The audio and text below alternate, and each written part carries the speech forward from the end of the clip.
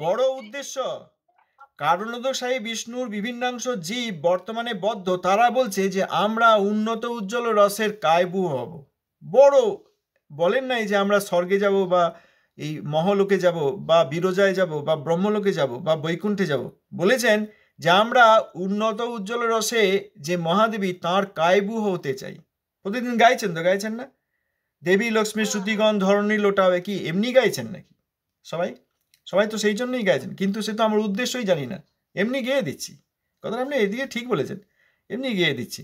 ওসব ধারণা আছে, এর ওদিকে তাকাত মুখ চাওয়াচাই করতে করতে ওর সঙ্গে কবে এলেন, কেমন আছেন, ছেলে কেমন আছে, আপনার হাত ভেঙেছিল, হাতটা কেমন, এইসব গল্প করতে দেবী লক্ষ্মী শ্রুতিগণ ধরণী লোটাবে গাওয়া হয়? গাওয়া হয় বলুন? আবার গাওয়ার পরে আবার গিয়ে সেই একই ওই ওই ওই প্রাকৃত ধারণা। বিপ্লব উপস্থিত হবে, ভক্তি সিদ্ধান্ত বাণী হৃদয়ে আনিবে সুনামি, এবে ভাই ছাড়ো তব মনোধর্মখানি, দেবী মাতা ভগবতী সতী গৌর প্রেমবতী, যাঁর করে আবির্ভূত গৌরবাণী জ্যোতি। গৌরবাণী প্রভুপাদ। নাম বিমলা প্রসাদ গৌরীয় গগনের চাঁদ, আলোকিত ধরণী আর সুসিদ্ধান্ত নাথ। তা ভক্তি সিদ্ধান্ত বাণী হৃদয়ে যদি সুনামি না আনে, তার মানে এই সমস্ত প্রচারক তথাকথিত গুরু এরা বলদেব বিমুখ এবং আমাকে ভক্তি সিদ্ধান্ত বাণী দান করেন নাই, মন্ত্র ব্যবসা করেছেন।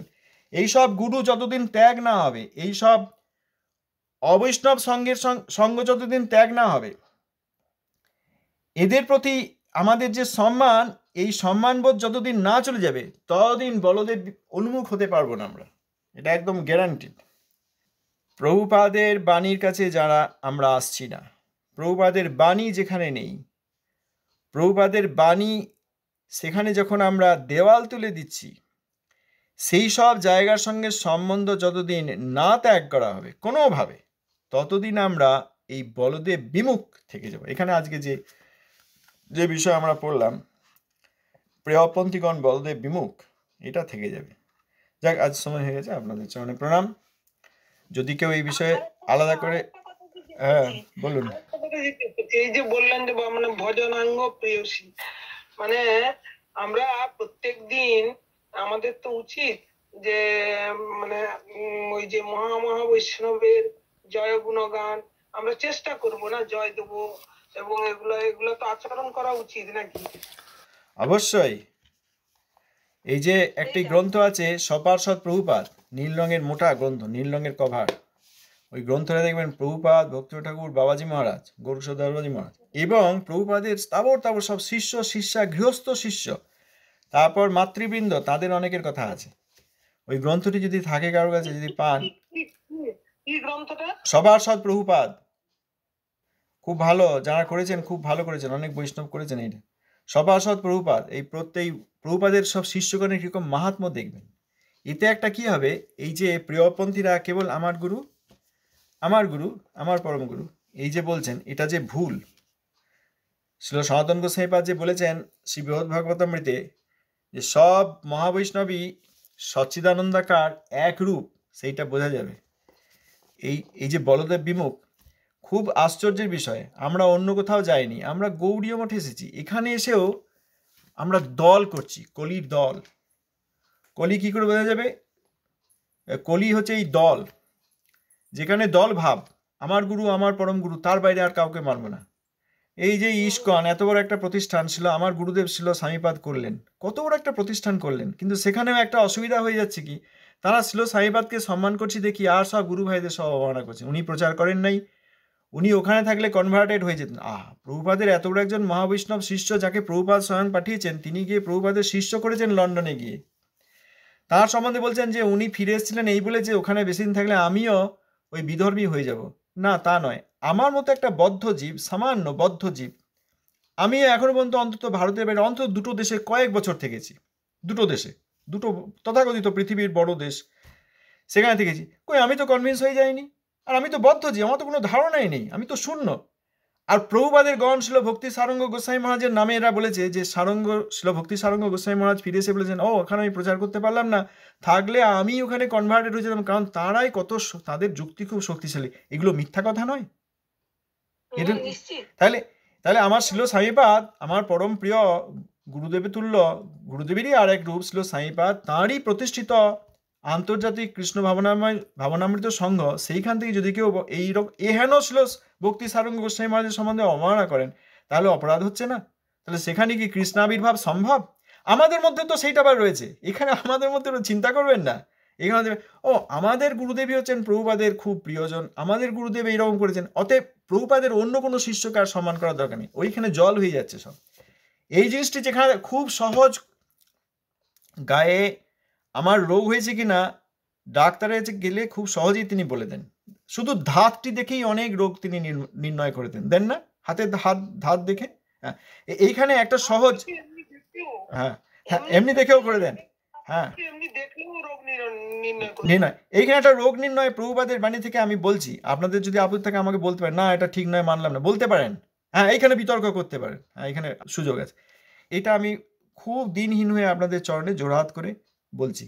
যদি দেখা যায় প্রভুপাদের কোনো শিষ্যের প্রতি এতটুকু অবজ্ঞা রয়েছে, মমত্ব বুদ্ধি নেই, মমত্ব বুদ্ধি তো নেই, বরং অবজ্ঞা রয়েছে ঠাড়ে ঠোড়ে, সেইখানটা যে বলদেব বিমুখ, প্রভুপাদ বিমুখ, গৌড়ীয় বিমুখ, বৈষ্ণব বিমুখ, এটা একবারে নিশ্চিতভাবে পরিষ্কার করে লিখে দেওয়া যায়।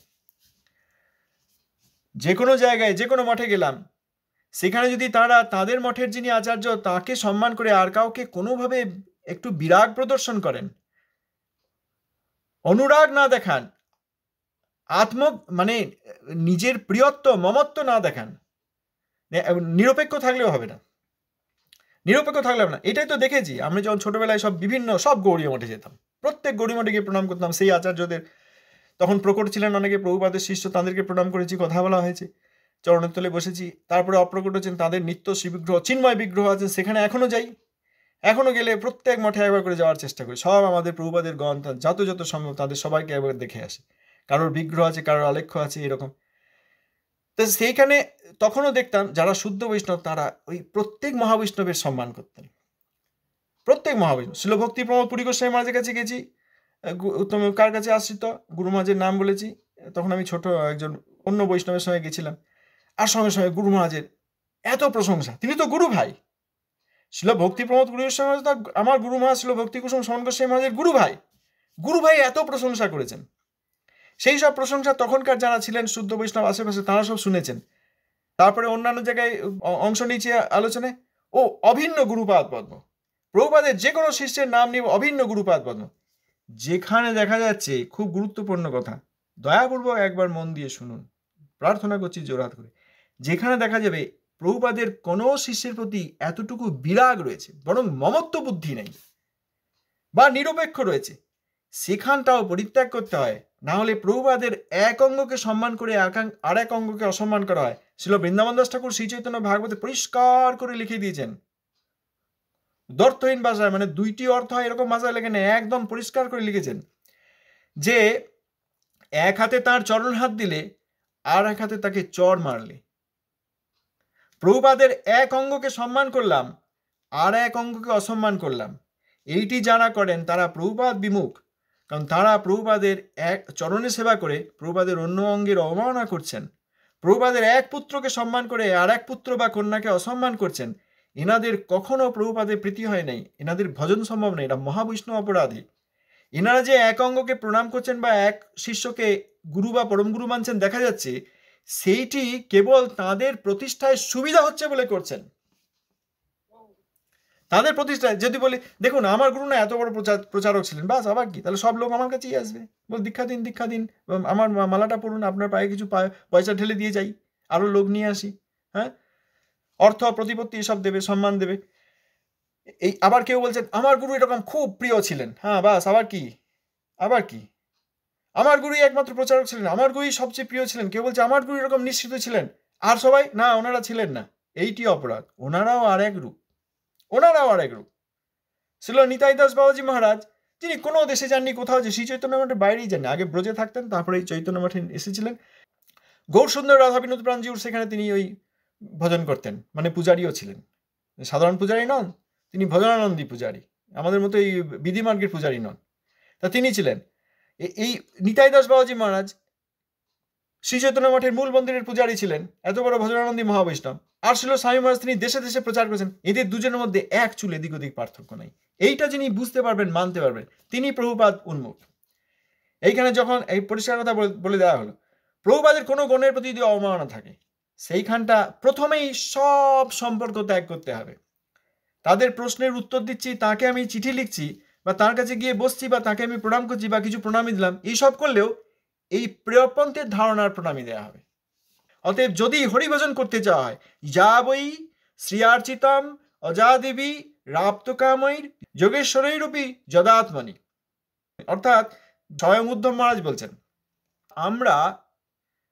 আমি স্বয়ং লক্ষ্মী দেবী, ব্রহ্মা, শিব, অন্যান্য যোগেশ্বর যারা যোগে সিদ্ধি লাভ করেছেন, ভক্তি যোগে সিদ্ধি লাভ করেছেন, আপ্তকাম অর্থাৎ যাদের জগতে কোনো কামনা বাসনা নেই, একমাত্র ভগবানের সেবা যাদের একমাত্র বাসনা, সেই সব আমরাও যার চরণ কেবল হৃদয়ে মাত্র ধ্যান করি। যা বই শ্রীয়ার্চিতম অজাদিভি রাপ্তকাময়ের যোগেশ্বরের রূপী যদাত্মনি। এর পরের শ্লোকের অংশটা তো আমি কোনোদিন বলি না, বলা উচিত নয়। তাহলে আমরা এমন একটা জিনিস চাইছি যেটা উদ্ধব মহারাজ, ব্রহ্মাজি, শিবজি, স্বয়ং লক্ষ্মী দেবী, অন্যান্য যোগেশ্বরগণ, আপ্তকামগণ তাঁরা কেবল হৃদয়েই ধ্যান করেন। আমরা চাইছি সেই মহাদেবী, যাঁর লীলা, যাঁর চরণ, যে মহাদেবীর কৃষ্ণের চরণ এনারা কেবল হৃদয়েই ধ্যান করেন, তাঁদের সেই মহাদেবীর কায়পুহ হতে অনেক বড় আশা করছি আমরা। কারণোদকশায়ী বিষ্ণুর বিভিন্নাংশ বর্তমানে বদ্ধজীব, আমরা অনেক বড় বস্তুর আশা করছি। তার জন্য আমাদের স্টেপও অনেক বড় হতে হবে। এই রকম যা হচ্ছে হেসে খেলে প্রিয়পন্থীদের সঙ্গে বলদেব বিমুখ, প্রভুপাদ বিমুখ ব্যক্তি, প্রভুপাদের গণের বিমুখ ব্যক্তি, এদের সঙ্গে করে সম্ভব নয়। যদি মঙ্গল চাই আমরা, এইটিকে পালন করতেই হবে, করতেই হবে। যদি না করি, যত লাড্ডু বানাই, যত প্রণামী দিই, যত উৎসব অ্যাটেন্ড করি, যত খালি পায়ে পরিক্রমা করি, আর যত এই খিদে পেটে সারাক্ষণ বসে এরোর কথা শুনি হরিকথার নামে, কিছুতে মঙ্গল সম্ভব নয়। এই বিপ্লব কখনো আসবে না। সুনামি হৃদয়ে এতদিন আসেনি। একটা উদাহরণ দিই। ধরুন সন্তান, ছেলে বা মেয়ে ভালোবাসি, সে ডাক্তার হোক বা ইঞ্জিনিয়ার হোক, বড় হোক, এটা আমরা চাইছি, দিয়ে একটা ভালো কোচিং সেন্টার দিয়ে দিচ্ছি যে এখানে যা পড়বি, হয় না, এই ডাক্তারি পড়বে, জয়েন্ট এন্ট্রান্স দেবে, বা আইএএস দেবে, ডব্লিউবিসিএস দেবে, এখানে পড় দিলাম। তারপর দেখা গেল যে তার ভালো পড়াশোনা হচ্ছে না, তার হৃদয়ে কোনো বিপ্লব আসে নাই, তার ভালো পড়াশোনা হচ্ছে না। এই তুই কি পড়াশোনা করছিস না?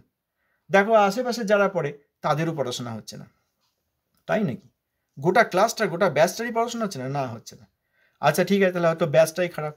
আগের যেসব ব্যাচ ছিল তারা কেউ আইএএস হয়েছে? তারা কেউ ডাক্তার ইঞ্জিনিয়ার হয়েছে? না, আগের ব্যাচেরও কারোর হয়নি। ও তাহলে এই কোচিং সেন্টারটা জল। এই কোচিং সেন্টারটা শুধু পয়সা নেওয়ার ফিকির, সেইটা তখনই ছেড়ে দিয়ে অন্য ভালো জায়গা আমাদের অনুসন্ধান করতে হবে। একবার কোচিং সেন্টার দিয়ে দিয়েছি বলে আমাকে সেইখানেই চালিয়ে যেতে তার কোনো মানে নেই। কাটিয়ে নিয়ে অন্য জায়গায় সন্ধান করে করতে হবে। এই তো ঠাকুরমশাই তাই তো বললেন যে গুরু বরণকালে গুরুকে শব্দোক্ত তত্ত্বে ও পরতত্ত্বে পারঙ্গত দেখিয়া পরীক্ষা করা হয়। আর যদি না করা হয়ে থাকে তাহলে তাকে ত্যাগ করতে হয়। দুটি কারণে ত্যাগ করতে হয়। যদি দেখা যায় না, হৃদয়ে বিপ্লব আসছে না, ডিসমেন্টেলড হচ্ছে না, এখনো সেই দেহাত্ম বুদ্ধি কোনো পেতৃ ধাতুকে ওই হচ্ছে, আর কারোরও হয়নি, এনার নিজেরই হয়নি, যে কোচিং দিচ্ছে সে কোনোদিন আইএস পায়নি। এমন অনেক কোচিং সেন্টার বলে হ্যাঁ আমি আইএস পেয়েছি, এখন আমি কোচিং দিচ্ছি। সে নিজেই পায়নি, সে আবার কি আইএস পড়াবে? আর যাদেরকে পড়াচ্ছে তারা কেউ পায়নি, আগের ব্যাচে কেউ পায়নি। কোনো শুদ্ধ ভক্ত নেই। আমি শুদ্ধ ভক্ত নই, আমার ভাইয়েরা, আমার বোনেরা, আমার আশেপাশে যারা ওই একই ব্যক্তির অনুসরণ করছে তাদের মধ্যেও শুদ্ধ ভক্তি নেই। এই জোড়াতালি দিয়ে বাইরের একটা দিয়ে চলছে যে সংসারে যেন কোনো অসুবিধা না হয়, এই জন্য গুরু করা হয়েছে। আর আগে যারা এসছে আগের ব্যাচে তারা কেউ আইএস পায়নি, ডাক্তার হয়নি। আর কোনো এই অনুসরণকারীদের মধ্যে কেউ হরিভক্তি প্রাপ্ত হননি, রাধারানীর কায়বুহত্ব প্রাপ্ত হননি। যদি রাধারানীর কায়বুহত্ব প্রাপ্ত হওয়া উদ্দেশ্য হয়, মহাপ্রভু যে উন্নত উজ্জ্বল রস দিতে সেইটি যদি উদ্দেশ্য হয়, তাহলে জগতের সব কিছুকে আমাদেরকে না বলার জন্য ক্ষমতা রাখতে হবে। নিজের মতকে তো প্রথমে না বলতেই হবে, নিজের মতকে না বলতে হবে, নিজের সঙ্গকে না বলতে হবে, তথাকথিত শুক্রাচার্যকে পরিত্যাগ করতে হবে। বলি মহারাজ তো তাই করেছিলেন, গতকাল তো আমরা আলোচনা করলাম। শুক্রাচার্যের তো নাম ভগবত গীতায় আছে, ভগবত গীতায় কৃষ্ণচন্দ্র স্বয়ং বলেছেন শুক্রাচার্যের নাম, যে ইনি একজন গ্রেট থিঙ্কার। উষনা, তিনি গ্রেট থিঙ্কারদের মধ্যে আমার প্রতিনিধি, বলেছেন না? বিভূতি যোগে দেখা যাবে।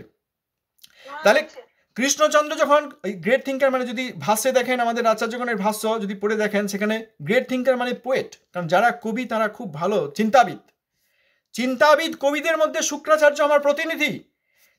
সেই হেন শুক্রাচার্য গুরুকে ত্যাগ করলেন বলি মহারাজ, কারণ শুক্রাচার্যকে ত্যাগ না করলে বামনদেবের কাছে আত্মসমর্পণ করতে পারতেন না। শুক্রাচার্য নিষেধ করে দিয়েছিলেন যে করো না, দিও না, এসেছে বামন রূপে, তোমার সব নিয়ে নেবে, 3 পা মাত্র ভূমি চাইছে মনে হচ্ছে, সব নিয়ে নেবে, দিও না কে তুমি। এরকম কুক্ষিগত শিষ্যকে কুক্ষিগত আমার করে রাখবো, আমার নিচে করে রাখবো, ভগবানের কাছে যেতে দেবো না, বলদেব বিমুখ করে দেবো। এই বামনদেব বলদেবেরই অবতার। তাহলে বলদেব বিমুখ, আমি প্রেয়পন্থী, আমি বলদেব বিমুখ, আমি তোমাকে বলদেব বিমুখ করে রেখে দেব, তুমি দিও না এই বামনদেবকে কিছু। এই কথা বললে বলি মহারাজ তিনি এই শুক্রাচার্য গুরুকে পরিত্যাগ করেছিলেন। শ্রীমদ্ ভাগবতে ঋষভদেব বলেছেন গুরুর না সস্যাৎ। এইগুলো যদি আমরা না বুঝতে পারি, রাধারানীর কায়বোধ তো দূরের কথা, সব স্বপ্নেও ভাবতে হবে না। সংসার নহে ক্ষয়, এই সংসার ক্ষয় হবে না, আমাদের হৃদয়ের মধ্যে আলোড়ন আসেনি, সংসার বুদ্ধি ক্ষয় হয়নি, এখনো মতের পর্যালোচনা করে যাচ্ছি। আমরা প্রভুপাদ বিমুখ, বলদেব বিমুখ, আমরা প্রেয়পন্থী, কারণ আমরা শ্রেয়পন্থী গুরুদেবকে আশ্রয় করিনি। যার হবে এই কথা শুনেই হবে, আর আমাদের যাদের হবে না এরপরেও আর হবে না, এটি শেষ কথা। হ্যাঁ প্রভু, আমি একটা কথা জিজ্ঞাসা হ্যাঁ বলুন। বললেন কি প্রভুপাদের বাণী আমাদের জীবনে আনে শুনামি, তারপরে কি বললেন? এবে ভাই ছাড়ো তব মনোধর্ম খানি। আমরা তো মনোধর্ম ত্যাগ করিনি না, এই যে প্রেয়পন্থা যে কথা হচ্ছে সেই কথার উপরই আমরা কথা বলছি, আমরা কোনো প্রসঙ্গ বাদ দিইনি। প্রভুপাদ যে বলছেন না প্রেয়পন্থী বলদেব বিমুখ, প্রেয়পন্থী মানে মনোধর্মী, মানে ইন্দ্রিয়জ জ্ঞান, মনের জ্ঞান, দেহাত্মবুদ্ধি, দেহ কুণপেতি ধাতুকে, সব দেহে আত্মবুদ্ধি। এইখানে বলে এবে ভাই ছাড়ো তব মনোধর্মখানি। আমি তো আর এসব লেখার অধিকারী নয়, কিন্তু প্রভুপাদ সম্বন্ধে লিখবো না তো আর কি। আমি তো আর রসের সম্বন্ধে লিখিনি, ব্রজের সম্বন্ধে লিখেছি, রাধাকৃষ্ণের রস সম্বন্ধে জানি নাকি যে লিখবো। প্রভুপাদ সম্বন্ধে এইটুকু লেখার আমাদের অযোগ্যতা সত্ত্বেও আমরা করতে পারি। আচ্ছা ঠিক আছে।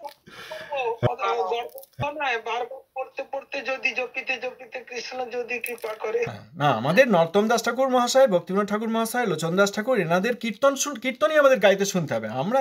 আমরা কিছু নই। কিন্তু নরোত্তম দাস ঠাকুর মহাশয় তো আর ভগবতী মায়ের জন্য লেখেননি, কারণ তিনি তো ধরুন পূর্ব আচার্য। ভগবতী মা আমাদের সচী মায়েরই আরেক রূপ, ভগবতী মা যোগপীঠে, হ্যাঁ প্রভুপাদের মা। দেবী মাতা ভগবতী সতী গৌর প্রেমবতী, যার ক্রোড়ে আবির্ভূত গৌরবাণী জ্যোতি। গৌরবাণী জ্যোতি মানে কি? এই প্রভুপাদ ছিল সরস্বতী গোস্বামী। হ্যাঁ, গৌরবাণী শ্রীমূর্তি, হ্যাঁ গৌরবাণী শ্রীমূর্তি। ভক্তি সিদ্ধান্ত বাণী হৃদয় আনিবে সুনামি, এবে ভাই ছাড়ো তব মনোধর্ম খানি। দেবী মাতা ভগবতী সতী গৌর প্রেমবতী, যার ক্রোড়ে আবির্ভূত গৌরবাণী জ্যোতি। নাম বিমলা প্রসাদ গৌরীয় গগনের চাঁদ, নাম বিমলা প্রসাদ গৌরীয় গগনের চাঁদ। আলোকিত ধরণী আর সুসিদ্ধান্ত নাদ বজ্র ঘোষে। প্রভুপাদ যা বলেছেন বজ্র ঘোষে বলেছেন। হ্যাঁ বলেন। আমাদের একটা লিখে পাঠিয়ে দিতে হবে, এটা খুব সুন্দর লাগছে, মানে এত ভালো, মনের মধ্যে একটা আন্দোলন সৃষ্টি করছে। না আমি গতকালই যে না ঠিক আছে প্রভুপাদের কথা, হ্যাঁ বলুন। প্রভু বলছে যে আচ্ছা যে ভক্তি সারঙ্গ স্বামী মহারাজ ইনি কি ওই যে নবদ্বীপে যে স্নান করতে গিয়ে যে মৃতদেহ পেয়েছিলেন, তারপর তাকে সেই বিয়ে দিলেন, ইনি কি সেই ভক্তি সারঙ্গ স্বামী মহারাজ? না, উনি শ্রী সারঙ্গ মুরারি, উনি শ্রী সারঙ্গ মুরারি। শ্রীমৎ ভক্তি সারঙ্গ গোস্বামী মহারাজ এই যে আমাদের মায়াপুরে আছেন না, নন্দনাচার্য ভবন, গৌর নিত্যানন্দের মিলন স্থান, ওইখানে যে মঠ আছে সেই মঠের আচার্য, সেই মঠ প্রতিষ্ঠাতা ভক্তি সারঙ্গ গোস্বামী মহারাজ। তার পূর্বে নাম ছিল শ্রী অপ্রাকৃত প্রভু। ওইখানে গিয়ে দেখলে ওনার দর্শন পাবেন। এই গোস্বামী মহারাজকে প্রভুপাদ খুব ভালোবেসেছেন। গোস্বামী মহারাজের একবার ভয়ঙ্কর জ্বর হয়েছিল, তখন তো মঠে ধরুন সব প্রচারে চলে গিয়েছেন, ভক্তের সংখ্যা কম, সব প্রচারে ব্যস্ত আছেন। প্রভুপাদ নিজে পরপর 2 রাত্রি তার মাথার শিয়রে বসে তাকে জলপটিয়ার বাতাস করেছেন।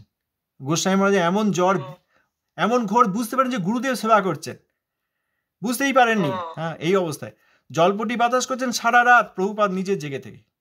এইরকম প্রিয় তাঁর শিষ্য, তাকে এই 1933 সালে পাঠিয়েছিলেন লন্ডনে, 33 না 36-এ পাঠিয়েছিলেন, দেখতে হবে আমাকে। ওই মানে তা তিনি সেখানে, হ্যাঁ, সেখানে গিয়ে বিরাট প্রচার করেছেন।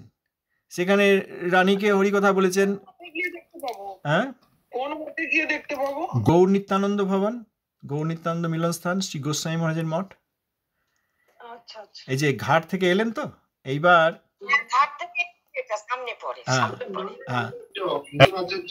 নন্দনাচার্য ভবন, হ্যাঁ নন্দনাচার্য ভবন। আসতেই দেখবেন বাম সাইড, যদি মানে ঘাট থেকে আসেন তাহলে আপনি ডাউন সাইড দিকে লক্ষ্য করবেন, রাস্তায় দেখতে পাবেন অনেক পুরনো মঠ, অনেক পুরনো মঠ, অনেক পুরনো মঠ। ওইখানে বাবা মার সঙ্গে গেছি।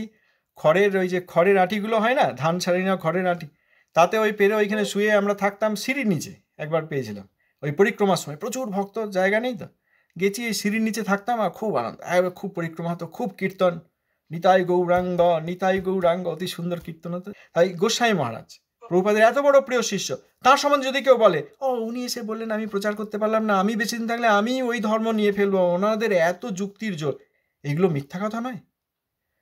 সেখানে তিনি রানীকে হরিকথা বলেছেন, রাজ পরিবার ছিল সেখানে হরিকথা বলেছেন। অনেক ব্যক্তির নাম এখনো দেওয়া আছে, সবার সব প্রভুপাদ যে গ্রন্থটা বলেন ওইখানে সব নাম দেওয়া আছে, সব তাঁরা প্রভুপাদের কাছে ওইখান থেকে দীক্ষা নিয়েছিলেন, অনেকে প্রভুপাদের কাছে। আচ্ছা, তারপরে হ্যাঁ, ওনার এত বড় বৈষ্ণব ছিলেন, এত সরল, যে ভারত থেকে গিয়েছেন, হ্যাঁ লন্ডনে, এত বিখ্যাত কিরকম দেখুন, উনি গিয়েছেন ব্যাংকে, যে কিছু অর্থ এসছে প্রভুপাদ পাঠিয়েছেন, সেই অর্থ এইবার ব্যাংকে গিয়ে তুলবেন। তুলতে গিয়ে বলছে, ব্যাংকের ক্লার্ক বলবে আপনার আইডি দেখান। আমরা তো এখানে অতটা অভ্যস্ত নই, তখন 1930 সালের কথা বলা হচ্ছে, 36 সাল।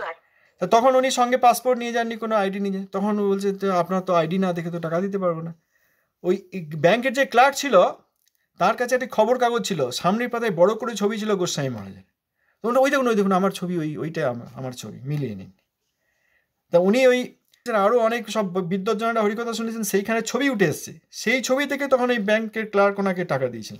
হ্যাঁ, আপনার ছবি, আর এখানে লেখা রয়েছে মিস্টার গোস্বামী, লন্ডনে যেরকম, হ্যাঁ মিস্টার গোস্বামী খবর কাগজে ছবি এঁকেছে। এত বিখ্যাত সেই সময়ে, তখনই এত বিখ্যাত যে খবর কাগজের ছবি দেখে ক্লার্ক তাকে টাকা দিয়েছিলেন। এখানে গোস্বামী মহারাজের প্রতি অবমাননা করলে কখনো কৃষ্ণ জন্মোৎসব হয়? এত জোরের সঙ্গে বলি কি করে যেখানে হরিভক্তি সম্ভব নয়? যা করবেন তাতেই হরিভক্তি বিরোধ। সহজিয়া মায়াবাদী বা আমাদের সম্প্রদায়ে এসেছি বলে পরিচয় দিয়েও কোনো একজন মহাবৈষ্ণবের প্রতি অবমাননা করলে সেখানে হরিভক্তি নেই, এত জোরের সঙ্গে বলি কি করে? আমি তো সামনে সেখানে যাইনি। একটি কারণ, যে প্রভুপাদের এত প্রিয় গণের যারা অসম্মান করেন তারা প্রভুপাদ বিমুখ, বলদেব বিমুখ। এই প্রসঙ্গে তো তাই প্রভুপাদ তাই বলছেন না, প্রিয়পন্থীগণ বলদেব বিমুখ। যাক, যদি হরিভজন করতে চাই, এছাড়া আমাদের উপায় নেই। আমরা অনেক অর্থ দান করে, অনেকবার অনেক কিছু করে, অনেক লোক ডেকে, অনেক উৎসবে যোগ দিয়ে বিখ্যাত হয়েও আমরা রাধারানীর কায়বুত্ব পেতে পারি না। উদ্ধব মহারাজ যে শ্লোক বললেন, এরপরে আমাদের এটা খুব ভালো করে ভাবা দরকার। একমাত্র গৌর সুন্দরের প্রদর্শিত পথে তিনি দিতে এসেছেন, স্বয়ং ব্রজরাজ তো নয়, রাধাকৃষ্ণ মিলতত্ত্ব দিতে এসেছেন, আর সেই গৌর সুন্দরের বাণী এই প্রভুপাদ। এরপর যদি হৃদয় আলোড়ন না ওঠে, তাহলে যে না ডুবিল সে, আর সে যে এই প্রেমে, এই সাগরে যে এখন না ডুবলো, এটুকু নিশ্চিত যে তাকে সেই ধরনের জীবাত্মা আমার মতো আমাদেরকে এইখানে এই চিরকাল বদ্ধ হয়ে থাকতে হবে। কোথায় রাধারানীর কায়বত্য পাওয়ার একটা সুযোগ রয়েছে, আর চিরকাল বদ্ধ হয়ে থেকে যাওয়ার একটা সুযোগ রয়েছে। কোনটি নেব আমাদেরকে নিশ্চিত করতে হবে। যদি হরিভক্তি চাই, তাহলে আমাদেরকে অজস্র প্রেয়পন্থা এবং প্রেয়পন্থী তথাকথিত গুরু আচার্য সন্ন্যাসী অমুক তমুক সহজিয়া মায়াবাদী সব ত্যাগ করতে হবে। আর জানি মনে করবেন না, আমার মতো অজ্ঞ, বোকা, স্টুপিড, বেকার ব্যক্তি পৃথিবীতে নেই। সব জায়গায় আমার ফেল হয়ে গেছে, সব জায়গায় আমি ফেল প্রমাণ হয়ে গেছে। এরপরে আমাকে জানি বলবেন না। তবে এটা দেখেছি, প্রভুপাদের এই গণেরা সব বলতেন তো, সেখানে এইসব কথা হতো, যে এই যে নাম দিয়েছেন মাস বার সব এই বিষ্ণু নামাত্মক। হ্যাঁ, যেখানেই হরিকথা সেখানেই তীর্থ। হ্যাঁ, প্রভুপাদের কথা ঠিক ঠিক, একদম ঠিক। জয় নিতাই। জয় প্রভুপাদ, প্রভুপাদের কৃপা প্রার্থনা সকলের উপরে সেই আশীর্বাদ বর্ষিত হোক। ধন্যবাদ। হ্যাঁ, ঠিকই বলেছেন। এখন যদি আমরা সরলভাবে শ্রবণ করি এবং দেখি আজকে যা শুনলাম পালন এখনো করতে পারছি না, একটা সুবিধা আছে এই যে প্রভুপাদের কথার মধ্যে, এটা বীর্যবতী হরিকথা, তো প্রভুপাদের কথা তার অপ্রাকৃত শক্তি এর মধ্যে রয়েছে। এই সরলভাবে শুনতে থাকলে এই শ্রবণই আমাদেরকে একদিন ক্রিয়ারও শক্তি দেবে। হাসপাতালে আমরা একদম নিশ্চেষ্ট হয়ে শুয়ে আছি, শ্বাস প্রশ্বাস নেওয়া কঠিন হয়ে পড়ছে, এত দুর্বল, হাত পা তোলা তো দূরের কথা, শ্বাস প্রশ্বাস নিতে পারছে না এমন রোগী। তাকে ডাক্তার স্যালাইন দিলেন, এই স্যালাইনটা কন্টিনিউ করতে পারে, এখনই হয়তো উঠতে পারছে না, 2-4 দিন পর, সপ্তাহখানেক পর, 2 সপ্তাহ পর দেখা যাবে হ্যাঁ আবার উঠে বসছে। এটা স্যালাইন, এটা লাইফ লাইন। প্রভুপাদের কথা লাইফ লাইন। অতএব আমার প্রার্থনা একটু সময় দিন, জোরাত করে আমার দিনহীন একটা প্রার্থনা, একটু সময় দিন। আর সরলভাবে ওই যে বলা হলো সেই মতগুলোকে সরিয়ে রেখে এই কথাটাকে হৃদয়ে প্রবেশ করতে দিন, এই প্রার্থনা। তাহলে দেখা যাবে যে এই কথার মধ্যে এমন শক্তি, এই কথাই আমাদেরকে ক্রিয়াবতী হতে শক্তি দিচ্ছে। ঠিক ঠিক ঠিক। চেষ্টা করা দরকার, এই অনুসারে আচরণ করার চেষ্টা করা দরকার। ছেড়ে দিলে হবে না। স্যালাইনটি ডাক্তার চলে গেল আর আমি স্যালাইনটা খুলে রেখে দিলাম, তাহলে হবে না। এই কন্টিনিউয়াসলি একদম একটানা স্যালাইনটা নিয়ে রাখতে হবে, এই কথা সবসময় কানে বাজতে হবে। আচ্ছা, ধন্যবাদ, প্রণাম। আবার আগামীকাল আশা করি দেখা হবে। জয় নিতাই, জয় প্রভুপাদ।